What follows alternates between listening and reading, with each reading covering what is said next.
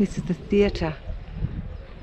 They're still doing some excavation work here, hence that big crane sitting inside. This city goes back to 339 BC.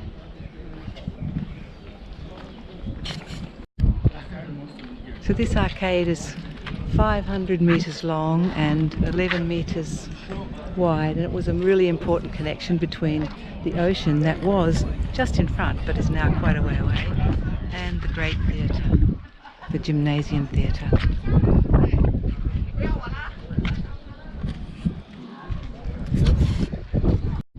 I'm walking along a marble pathway. On either side is the columns, the walls, what's left of them.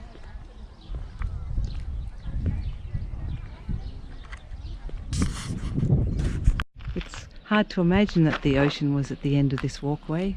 It's quite considerable distance from where we stand now, but due to the silting up of the river, everything was pushed further away. There were 3 main gates along that arcade, which looked like this.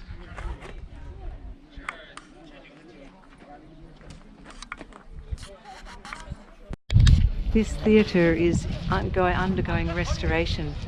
It's in the centre of Ephesus, and Ephesus was one of the most important cities in the Roman Empire. This is an underground entrance that leads into the theatre. The theatre goes back to the 1st to 3rd century BC, and in later times they had gladiators fighting their battles in here.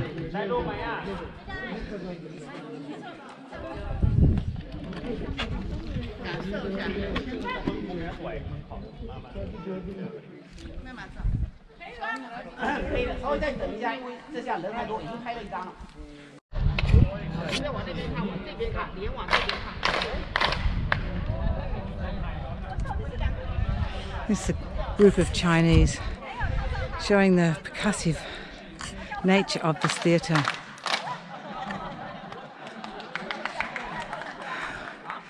Managed to get halfway up. It's a huge theatre.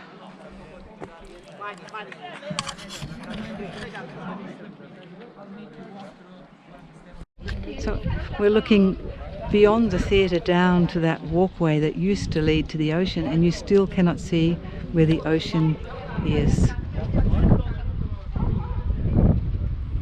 It's incredible that land would be silted so much. It's turned into really good farmland, most of it.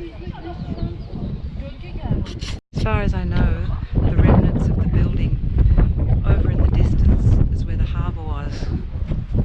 The harbour, the port.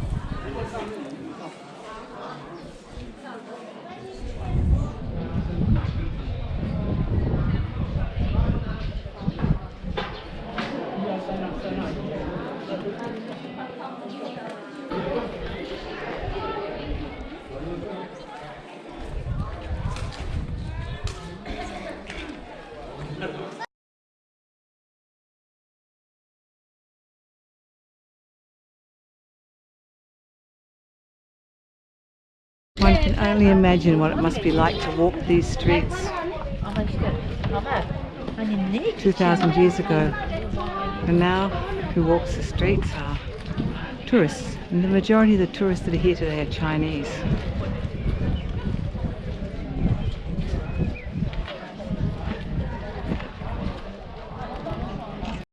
We're walking through now the public latrine.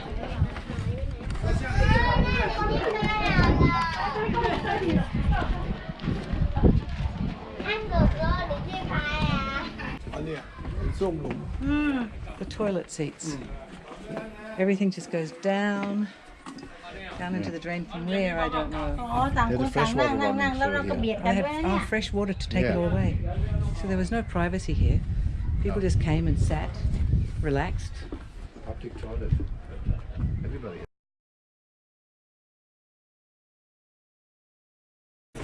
This is a restoration of a huge apartment building. It's amazing. It's a mosaic. The crowds are beginning to thin on the way up the hill.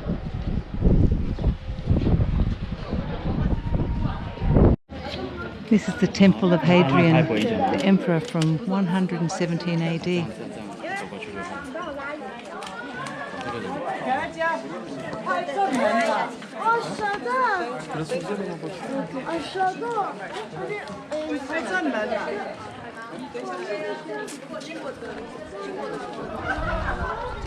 Jürgen thinks that maybe this was a shopping arcade.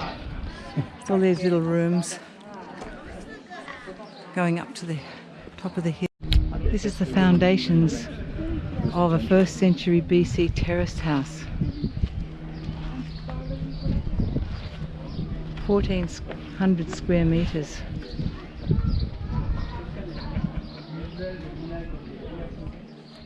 With room heights of 11 meters. Must have been a very impressive room. One of the fountains that dates back to 117 AD. Looking back down to the Celsius Library. It was reconstructed in 1970. And this is a water basin. They had water all running all through this city.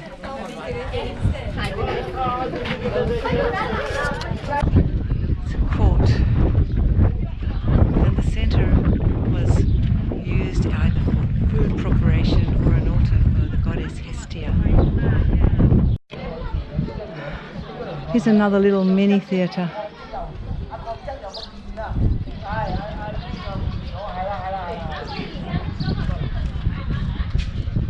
This one was for performances.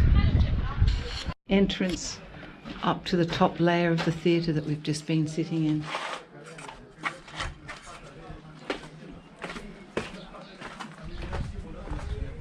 And this is where the performers would have entered.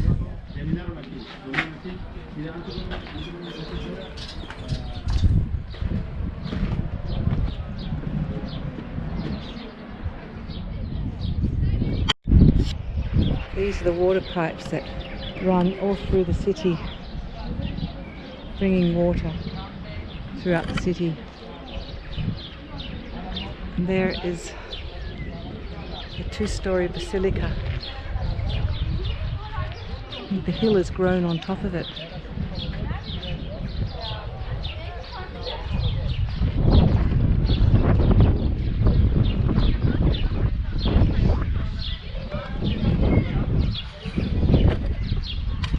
Some of the water piping that's been unearthed.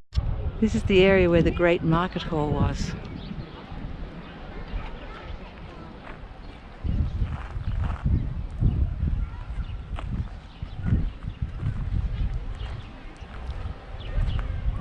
There's a temple up here. Over in the back there's the theatre, the concert theatre that we just left. A Roman bathing facility, 4 bathing rooms, partly hewn out of bedrock. There was a hot room for lying in. This is a fountain.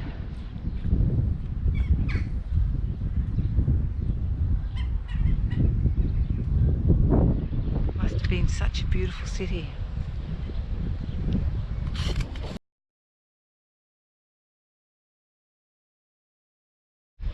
So at last Jürgen and I find ourselves alone on the outskirts of Ephesus.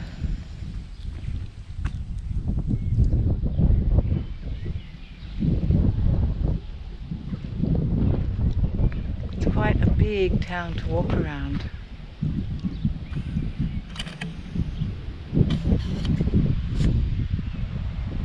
We imagined that the housing went up the hillsides. It's in an almost natural protection zone with hills on both sides. You can see way up on the hill there a part of the city wall. Inside you can see some inscriptions on codes of behaviour in the Hellenistic times. And the remains of yet another water palace. Temple in honour of the Emperor Domitian, 81 to 96 AD. Everywhere there are fig trees. The smell. They're very old and they're fully laden with figs.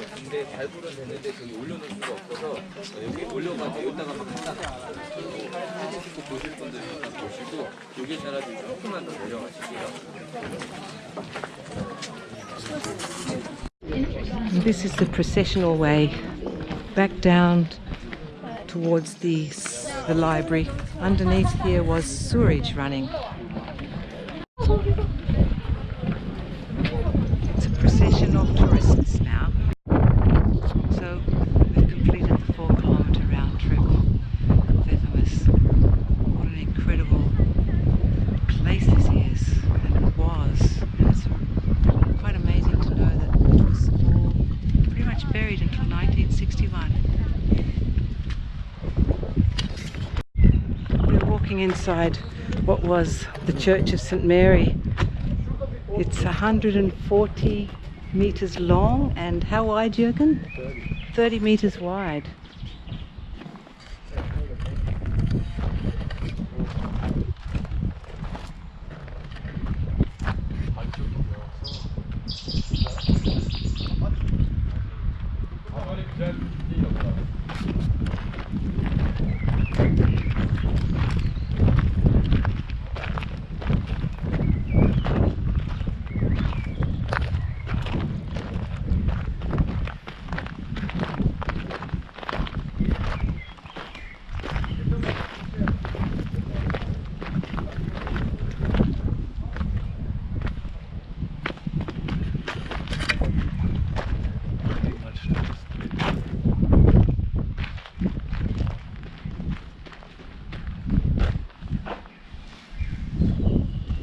It amazes me how they carve out the rocks and create such items like this enormous bowl.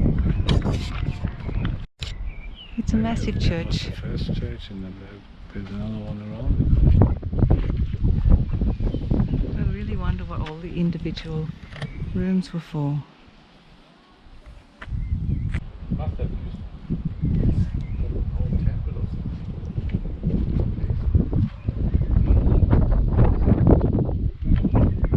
Some modern brickwork there.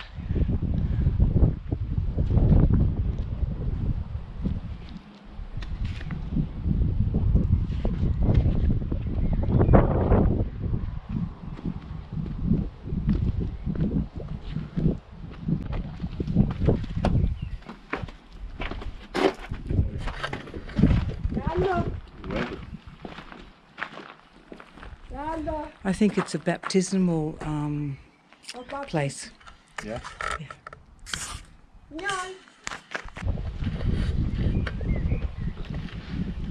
It's a remnant over there on the hill, Jürgen. Yeah. Maybe it's an aqueduct. Maybe that's the stadium. Or the stadium.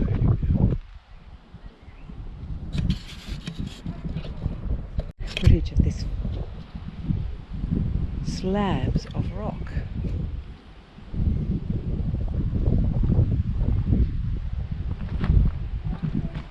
There's a lot of chiseling being done here. Some small sarcophagus.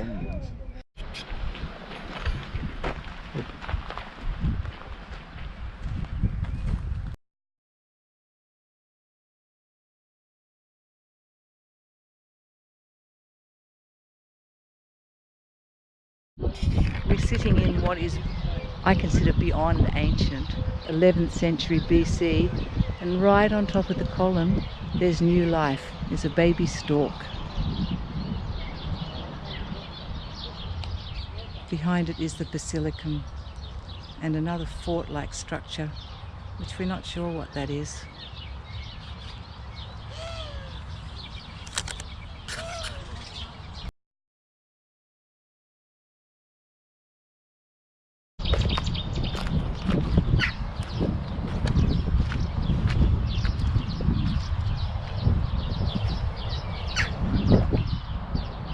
Imagine 140 this size columns.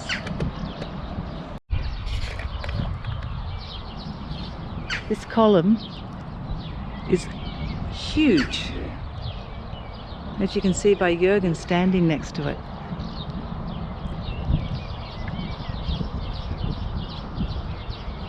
How they created something like this without cranes.